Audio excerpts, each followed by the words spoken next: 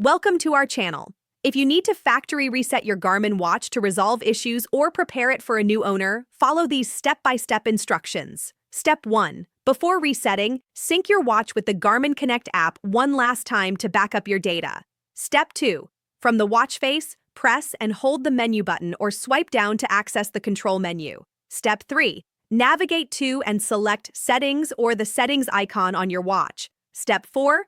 Scroll down to find and select System in the Settings menu. Step 5. Scroll down and select Reset or Restore Defaults. Step 6. Choose Delete Data and Reset Settings or Factory Reset from the options. Step 7. Read the warning message carefully, as this action will erase all user data and settings permanently. Step 8. Select Yes or Continue to confirm the factory reset. Step 9. Wait for the reset process to complete. Your watch will erase all data and restart automatically. Step 10. Once the reset is complete, your watch will display the initial setup screen with language selection. Step 11.